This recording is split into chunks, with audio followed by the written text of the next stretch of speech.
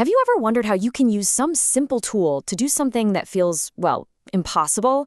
Like lifting a massive weight or cracking a super tough nut with hardly any effort at all.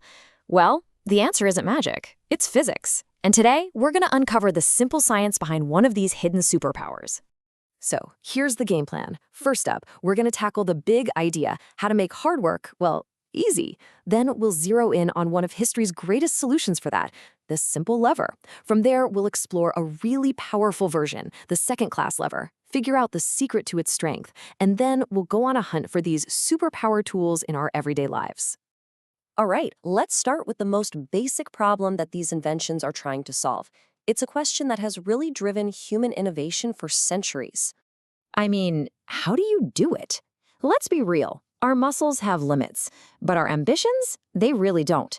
So how do we bridge that gap between what we want to move and what our bodies are actually capable of moving? And there it is, simple machines. These are humanity's absolutely elegant solution to multiplying our own force. They don't create energy out of nothing, but what they do is cleverly redirect and amplify our effort in some pretty remarkable ways. So there are lots of different types of simple machines, but today we're going to focus on one of the most ancient and versatile of them all, the lever. So take a look at this. This diagram is pulled straight from an engineering textbook, and it shows the lever in its most stripped-down, basic form. And at its core, that's really all the lever is, just a rigid bar that pivots around a fixed point. I know, it looks simple, but this humble setup is the foundation for some incredible mechanical feats. Every single lever, I don't care how simple or complex it looks, has these three key ingredients. You've got the fulcrum, that's just the pivot point. Then there's the load, which is the object or the resistance you're trying to move. And finally, you have the effort. That's the force you apply. Now, where you place these three parts, that's the key to everything. Okay, now that we know the parts, let's look at one specific arrangement that's a true master of multiplying force, the second-class lever. The secret sauce of a second-class lever is this exact setup you see right here. The fulcrum, or the pivot, is always at one end. The effort you apply is way over at the other end. And the load? It's always sandwiched right there in the middle. This specific order is what unlocks all of its power.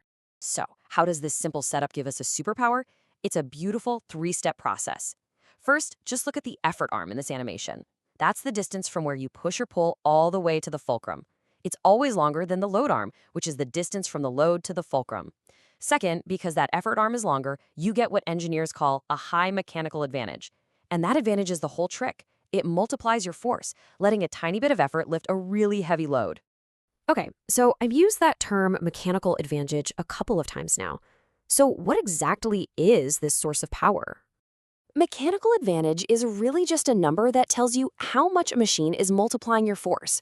So if a lever has a mechanical advantage of, say, 10, it means for every 1 pound of force you put in, the lever is putting 10 pounds of force on the load.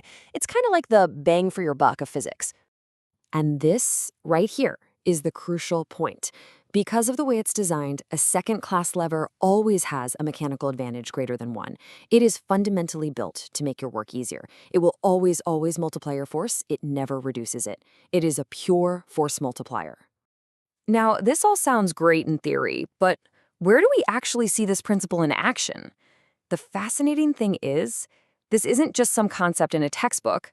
It's a tool you probably use all the time without even realizing it. And here we go. The classic Nutcracker, a perfect real-world example. Think about our three ingredients. The hinge at the very end, that's the fulcrum. The stubborn nut you've got in the middle, that's your load. And your hands squeezing the handles provide the effort. A small squeeze from you generates this massive crushing force. And this just shows you how common these things are.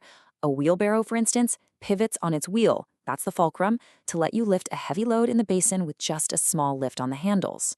A garlic press, a bottle opener, yep, they all follow the exact same principle. You see the story here, right? It's the same for every single one of these tools. Whether you're lifting hundreds of pounds of soil, cracking a walnut shell, or prying a cap off a bottle, you are using the elegant physics of a second-class lever to make the impossible, well, possible.